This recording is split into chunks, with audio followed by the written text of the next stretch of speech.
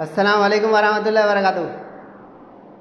उम्मीद है आप सब खैरियत तंदुरुस्ती और आफियत के साथ होंगे। आप देख रहे हैं JJC बाई सरजबाद।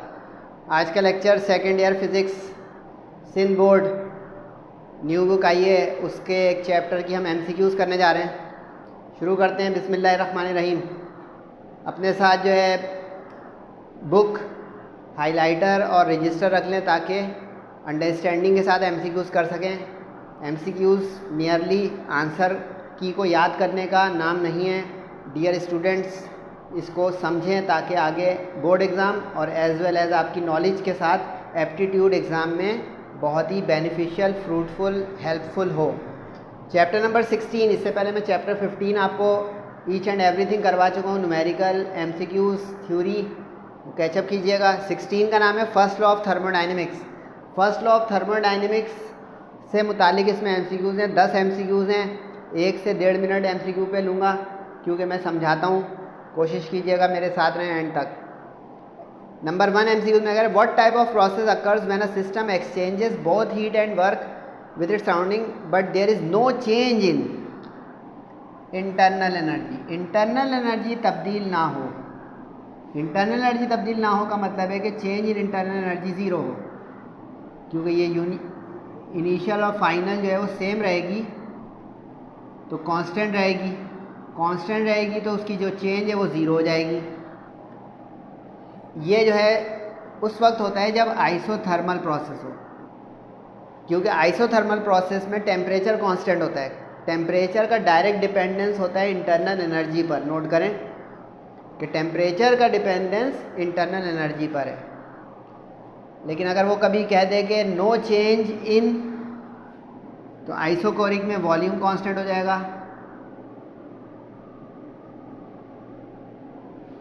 एडियाबैटिक में हीट एनर्जी सप्लाई नहीं हो सकती अक्रॉस द बाउंड्रीज, तो नो हीट कैन एंटर और लीव। और आइसोबैरिक में प्रेशर कांस्टेंट हो जाएगा। इसमें प्रेशर कांस्टेंट में कोई चीज़ ज़ीरो नहीं होती। ये पैरामीटर है ना, डेल्टा Q, डेल्टा U और W, वर्क डन जो होता है। आइसोबैरिक में कुछ भी ज़ीरो नहीं होता, कांस्टेंट होता है प्रेशर, तो वर्क डन भी हो जाएगा और इंटरनल एनर्जी भी चेंज हो जाएगी। दूसरी MCQ में कह रहा है ड्यूरिंग एन आइसोबैरिक प्रोसेस। अच्छा, ये जब मैं लिखता हूँ कि बॉक्स करके, तो इसका एक मतलब होता है। बॉक्स का मतलब ये कि ये इससे हम MCQs को पकड़ रहे हैं कि इस MCQs का आंसर क्या होना चाहिए। आइसोबैरिक प्रोसेस वो होता है जिसमें प्रेशर कांस्टेंट रहे। ऊपर आ चुका है, सामने रिपीट हो गया। टेम्परेचर कांस्टेंट होता है आइसोथर्मल में। रीमेक लिखते जाएं सामने कि बाकी ऑप्शन कब सही होते।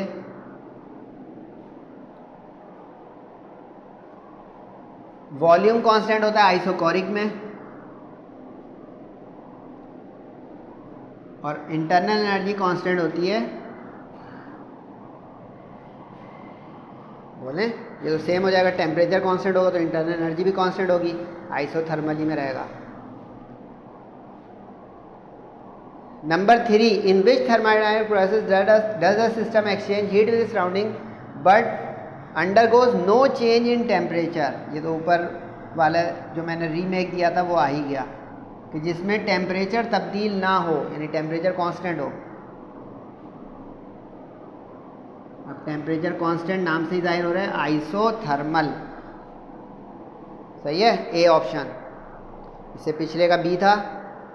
आइसोबैरिक प्रेशर कांस्टेंट है, एडियाबैटिक नथिंग कांस्टेंट, इसमें जो है ज़ीरो हो जाती है हीट एनर्जी सप्लाई। आइसोकोरिक में वॉल्यूम कांस्टेंट है।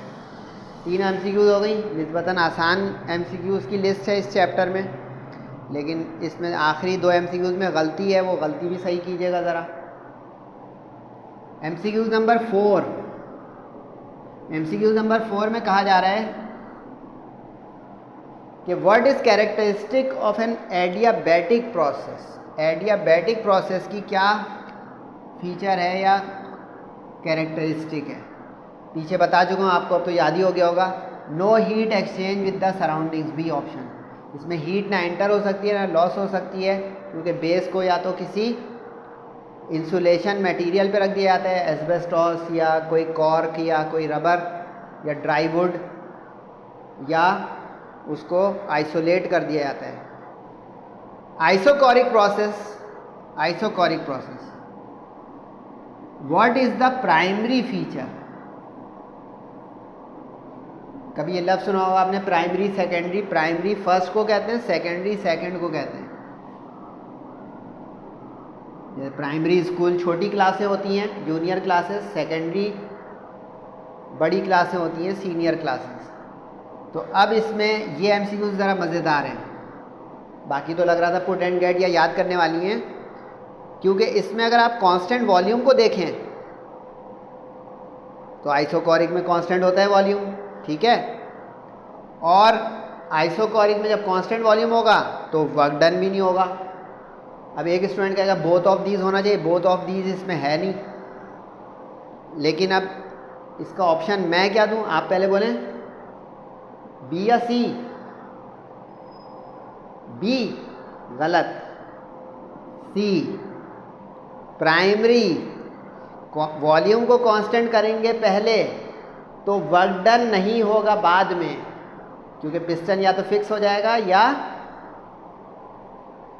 सराउंडिंग से उसको एक्सचेंज ऑफ वर्क की इजाज़त नहीं होगी।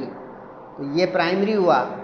वर्क डन जो होता है ज़ीरो, इसमें आइसोकोरिक में वो सेकेंडरी फीचर हो जाएगा। तो देखा जेजेसी से लेक्चर लेने का फ़ायदा, अभी नहीं लग रहा फ़ायदा, चलें भाई एग्ज़ाम में या आगे एप्टीट्यूड में देख लीजिएगा फ़ायदा। तो ये एक स्टैंडर्ड एमसीक्यूज आई थोड़ी देर के बाद। What is internal energy in a thermodynamic system? Internal energy किसको कहा जाता है थर्मोडाइनमिक सिस्टम में? अब जिसने इसकी डेफिनेशन याद की होगी वो तो फ़ौरन कर देगा।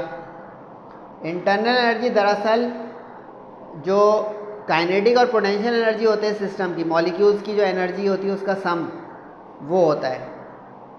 तो sum of kinetic and potential energy, C option. कुछ स्टूडेंट या टीचर बोलेंगे टोटल एनर्जी होनी चाहिए। टोटल एनर्जी जो होती है ना किसी सिस्टम की, वो उसकी एंथैल्पी होती है, साइड पे लिख लें। सम ऑफ काइनेटिक पोटेंशियल जो होगी ये इंटरनल एनर्जी होगी। इंटरनल एनर्जी का निशान चल रहा है हमारे सिलेबस में यू, कैपिटल यू। अगर टोटल एनर्जी पूछेगा तो ये एंथैल्पी हो जाएगी जिसका निशान एच होता है। देखने कोई फ़ायदा हुआ? चलें भाई आप लोग डिसाइड कीजिएगा। 4 MCQs रह गई, 7, 8, 9, 10। इसमें से 2 में मिस प्रिंटिंग है, वो हमें सही करनी होंगी। 7, 8, 9, 10।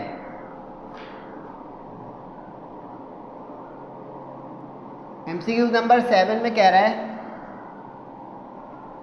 How is the change in internal energy defined in terms of heat and work. ये तो फर्स्ट लॉ ऑफ थर्मोडायनेमिक्स की स्टेटमेंट है, जिसको भी पता है वो फटाफट बता सकता है कि इंटरनल एनर्जी को हीट और वर्क डन की शक्ल में कैसे लिख सकते हैं।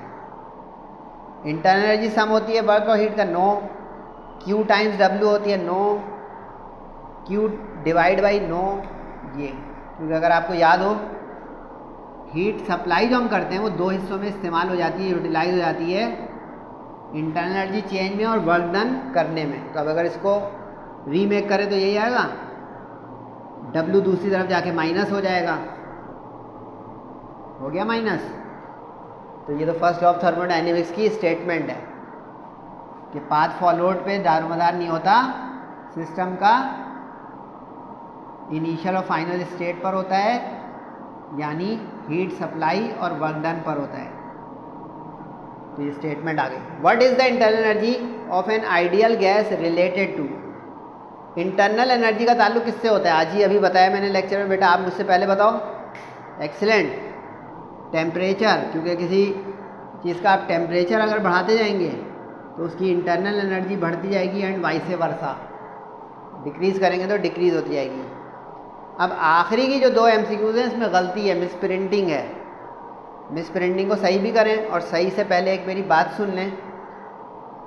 7 के आपकी B हो गई और 8 का A हो गया, सही है जनाब। और वो बात है ये, काफ़ी सारे स्टूडेंट मुझे ज्वाइन कर चुके हैं माशाल्लाह से व्हाट्सएप स्टडी ग्रुप में, और काफ़ी सारे पूछ रहे हैं तो ये नोट्स अगर आपको नई बुक के फिज़िक्स के चाहिए, टेस्ट पेपर्स तैयारी प्रिपरेशन मटेरियल चाहिए, आगे चल के आपको गेस्ट पेपर टारगेट पेपर यानी तमाम स्टडी स्टफ ऑल सब्जेक्ट्स, तो आप ये वन टाइम पेमेंट करके इस व्हाट्सएप नंबर पे, ये इजी पैसा अकाउंट भी है, इस पे पेमेंट करके आपको सारा स्टफ इंशाल्लाह मिलता रहेगा 1 बाई 1 करके चीज़ों का। तो फटाफट सोचें क्योंकि महीने बहुत तेज़ी से आगे बढ़ रहे हैं, सितंबर अक्टूबर चला गया तो और देर हो जाएगी। ठीक है भाई, मैंने रिमाइंडर दे दिया, रिकॉल करा दिया। आखिरी 2 MCQs देख लें भाई। 9 में लिखा हुआ है ड्यूरिंग एन एडियाबैटिक प्रोसेस। अब इसमें अगर तो इसको एडियाबैटिक रहने देता हूँ, करेक्शन देखें 2-3 तरह से होगी इसकी, क्योंकि हमें प्रैक्टिस करनी है तो मैं दोनों पॉसिबिलिटी बता देता हूँ। एडियाबैटिक प्रोसेस में इंटरनल एनर्जी इंक्रीज भी होती है, डिक्रीज भी होती है, सही है। अब इसमें देखें इंक्रीज डिक्रीज बोथ है नहीं, क्या करूँ? अगर यही ऊपर रहने देंगे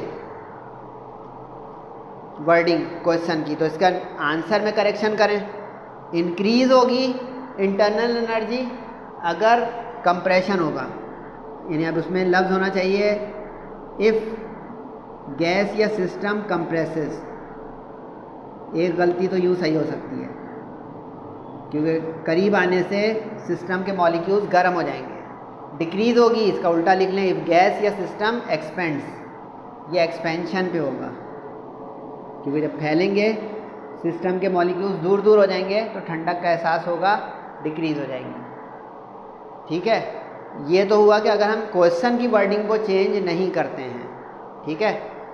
लेकिन अगर हम क्वेश्चन की वर्डिंग को चेंज करते हैं और ऑप्शंस को नहीं ख़राब करते हैं तो इसका करेक्शन क्या हो सकता है?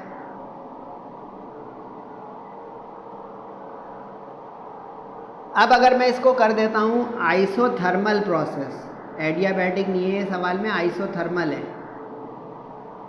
अब आइसोथर्मल में इंटरनल एनर्जी कांस्टेंट हो जाती है, यानी सेम रहेगी, तो उसका चेंज जो है वो ज़ीरो हो जाएगा। ऐसे में इसका ऑप्शन सी आ जाएगा।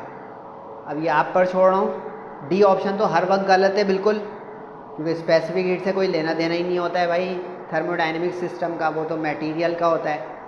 तो ये आप पर है कि अब इसकी करेक्शन आप क्वेश्चन के लिहाज से करेंगे या ऑप्शन के लिहाज से। नीचे वाले में लिखा हुआ है आइसोकोरिक प्रोसेस के लिए कौन सी इक्वेशन इसमें से सही है। अब अगर इसके क्वेश्चन को सही रहने दें और आंसर को जो है हम चेंज करें, तो आइसोकोरिक में वर्क डन ज़ीरो होता है, ठीक है। अगर आइसोकोरिक रहने दें तो वर्क डन ज़ीरो हो जाएगा, वर्क डन ज़ीरो हो जाएगा, तो अभी जो ऊपर वाली इक्वेशन पड़ी थी उसमें ये वाला हिस्सा मिट जाना चाहिए, तो ये वाला ऑप्शन आ जाएगा बी। लेकिन करेक्शन के बाद के आइसोकोरिक प्रोसेस में वर्क डन चूँकि नहीं होता, तो जो हीट देंगे वो उसकी इंटरनल एनर्जी को चेंज करने में यूटिलाइज हो जाएगी, ठीक है।